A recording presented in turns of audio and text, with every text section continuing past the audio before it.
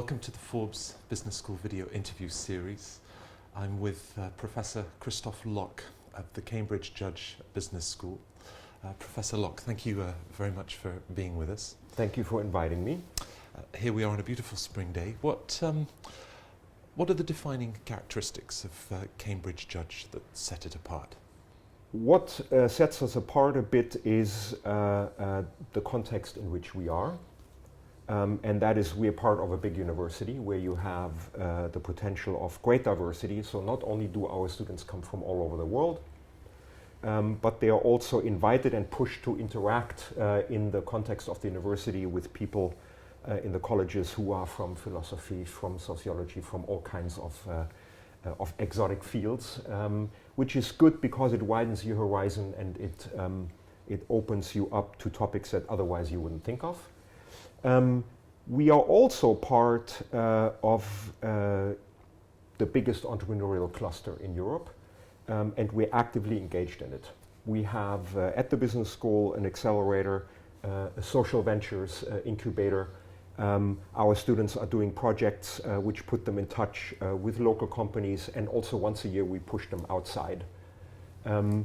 So they get the chance of hands-on experience of dealing with fledgling organizations. So they're not only in the classroom, but they're really getting their hands dirty. So that's something that we're trying to use in a way that is special.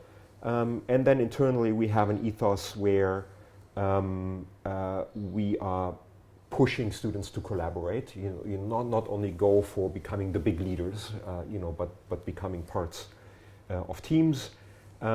And we are saying to them explicitly, look, we don't necessarily look for you going out and becoming the richest person in the world, but go out there, make a difference. Do something that you're proud of. And then the rest will take care of itself. And that's part of the message that they're getting here. So when you take all of that together, it gives a special flavor. Right. You spoke about Cambridge MBA students working in teams. Now, when you look at politicians, big corporations, even sports teams, egos are part of those groups. And you've spoken about the impact of hubris. Could you talk a little bit more about that? Hubris is a psychological phenomenon that goes along with having lots of power. So actually the definition of hubris is it's the negative symptoms of having excessive power. It turns out when you empirically observe people who are being put or who end up in situations of great power, they somehow lose the ground under their feet. They begin to internalize that they're really special and that the normal laws that apply to everybody else don't apply to them. And once you have psychologically gotten in that situation, then you may get into deep trouble because you're doing things which are self-defeating, which are hurting others, and which really do a lot of damage.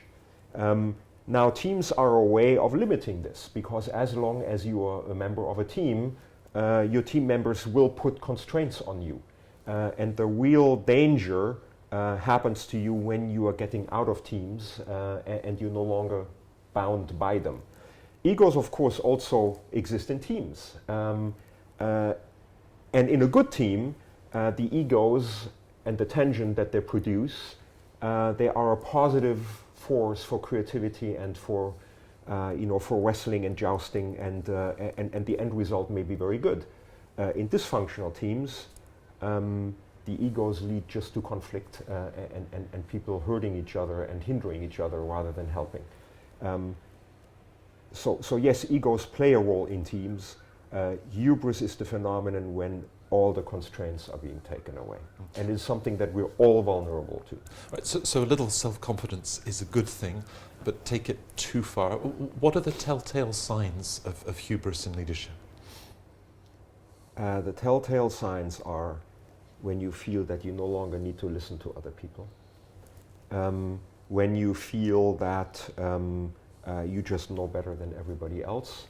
And when you feel that you should be allowed to do things that other people shouldn't be allowed to do. So you are claiming different laws for yourself than for others. Those are the telltale signs. And of course, people don't put it just like that to themselves. They always find an excuse. But these are things that you can watch for in yourself. So the openness to ask yourself whether you are showing some of those symptoms, I think is an important characteristic of people who are capable of keeping their feet on the ground. How do you deal with it in yourself, or if you observe it in a colleague, somebody that you're working with? Well, everybody has to find their own path to dealing with it in yourself. I think skepticism, stepping out of yourself and watching yourself as if from a distance, that's a good habit to have. And surround yourself with people who are still telling you uncomfortable things, who actually tell you that they disagree and that you're wrong. As long as you have that, you're probably okay. If you get to the point where nobody tells you that you're wrong anymore, then you may be in trouble. When you see this in people around you, it's probably necessary to tell them and to get into uncomfortable conversations with them. There are people who need this. When people are no longer willing or capable to engage in such a conversation, then that's a very bad sign. Cambridge MBA students will be graduating quite soon and will no doubt face a variety of different professional job offers.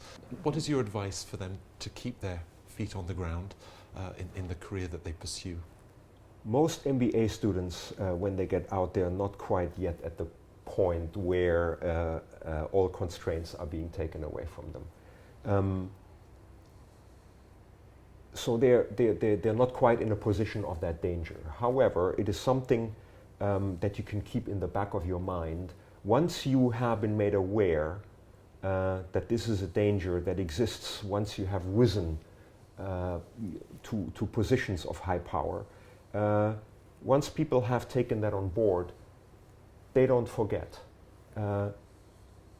So the discipline of watching your behavior, looking at yourself, how you're behaving in a team, and how you're behaving in the aspects of your job where you do have power, that is a habit that people can learn.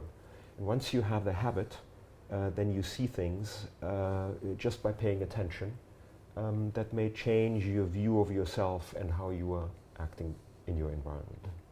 Great. Well, thank you very much for your time for this interview, Professor. Thank you very much. It was a pleasure. Thank you.